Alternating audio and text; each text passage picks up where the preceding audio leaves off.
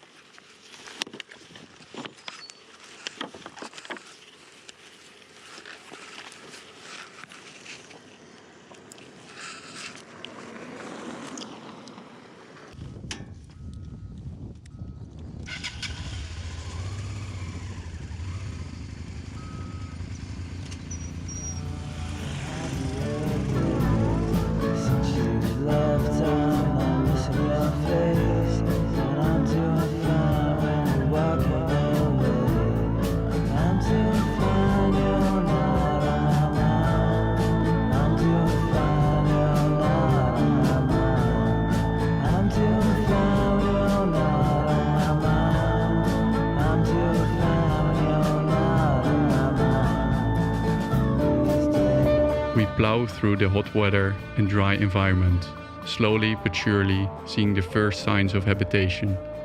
Each hour we try to take shelter from the heat, but more often than not, I found Martine coping on the floor. The air conditioning in the roadside cafes is our safe zone. Water is not always easy to come by, so often we quench our thirst with a 1.5 liter bottle of Coca-Cola.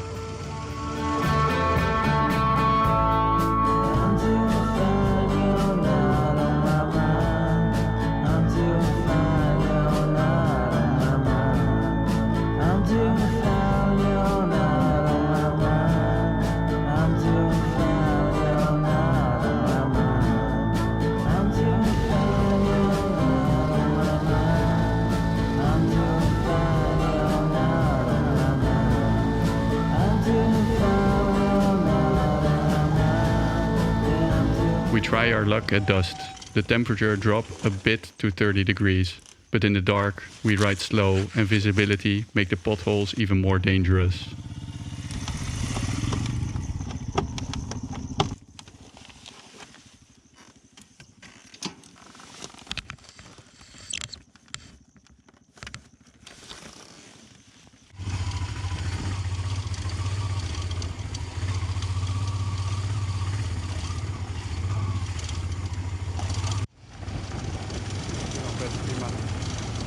Voor nu. Nou. Het zijn best diepe putten toch. Nog meer kamelen. Denk je dat er morgen een stel kamelen bij de tent staan? Ah ja, de afroosweg die loopt hier rechts. Dus die kunnen we dan morgen wel nemen als deze echt ondoenlijk lijkt.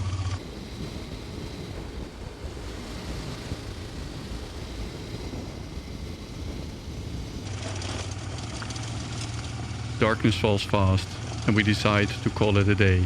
The good thing about the emptiness of Kazakhstan is the fact that we can pitch our tent just about anywhere along the roads. The next day we set our course for the first real expedition to the mosque of Beket Ata and the Ustyurt National Reserve.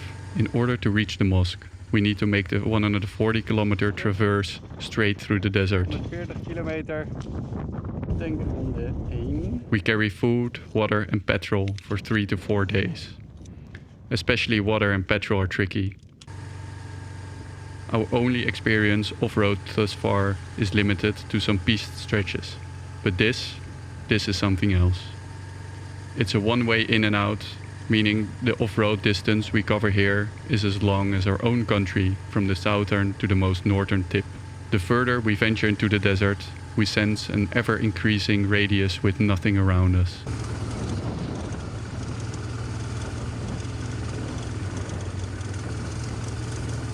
It feels like an overlanding ocean.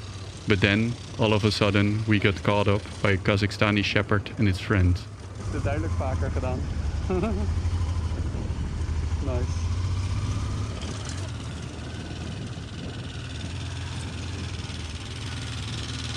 You Beket Ata? Ah, nice. Is Beket Ata daar?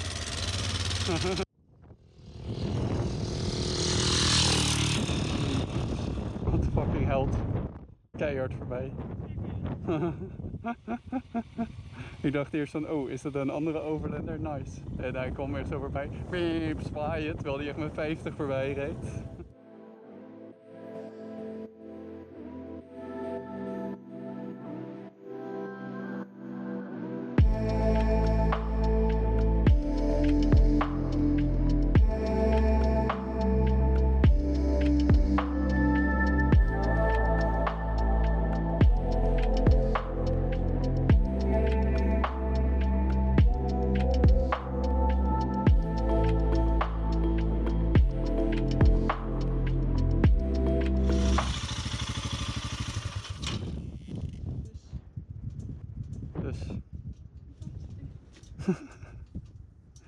Ik denk het ook. Dit pad die zo hard is, die blijven volgen. En degene die afsplitsen, vraag ik me af waar die heen gaan. Lijkt me niet de juiste. Iets van 5 of 6 kilometer. Dan hebben we ongeveer 20 kilometer gereden. Ik wil wel een beetje op zo'n stuk kamperen, maar misschien een stukje verderop wel weer zo'n open dag zoeken. Ja. Ik hoef niet nog meer spinnen in de tent. After a hot night out in the desert, we push on the next morning. Dag 2, minder warm dan de afgelopen dagen. Even kijken hoe lang het duurt voordat we er zijn. I'm grateful to ride this together with Martine. I would not take the risk riding the section alone. Getting stuck halfway would mean a 70-kilometer walk.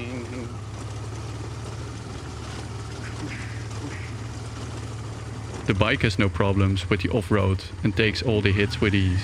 We, on the other hand, less so. Stop. Die diepe zandstukken, jongen. All my luggage, water and gasoline are manageable on tarmac, but difficult to maneuver off-road. Of zand.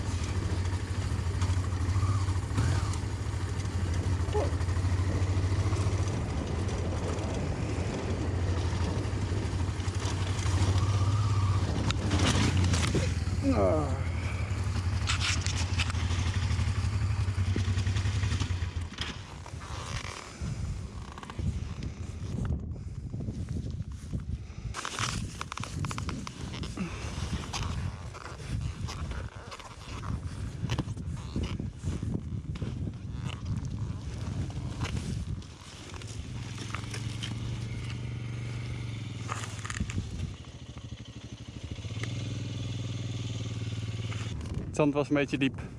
Ja, het zand is op zoek lekker een beetje rustig. Dus ik dacht dat ik er doorheen kon. En het was echt gewoon met 10 km per uur. Gaat het een beetje?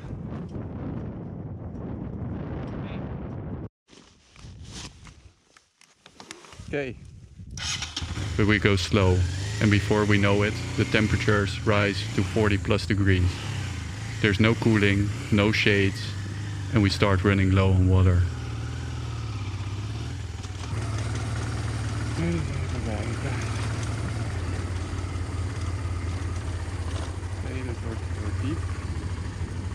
Dus toch echt wat meer caution nemen.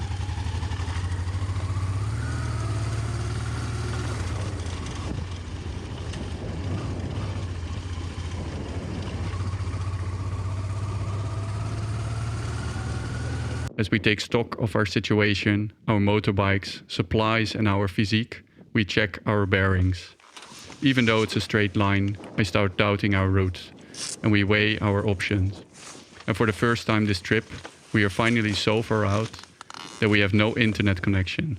A feeling that we only had a few times during the whole trip. We lijken veel meer parallel te lopen aan de weg. En ik had verwacht dat het veel meer een rechte lijn zou zijn. Dit is de rechte weg. En ik dacht dat we echt zo zouden gaan. En ik heb het idee dat we veel meer die kant op zijn gereden. Want hier, dit is misschien dit blauwe. En we lijken nu een beetje zoiets te gaan. Ja, maar ik heb geen andere wegen gezien. Nee.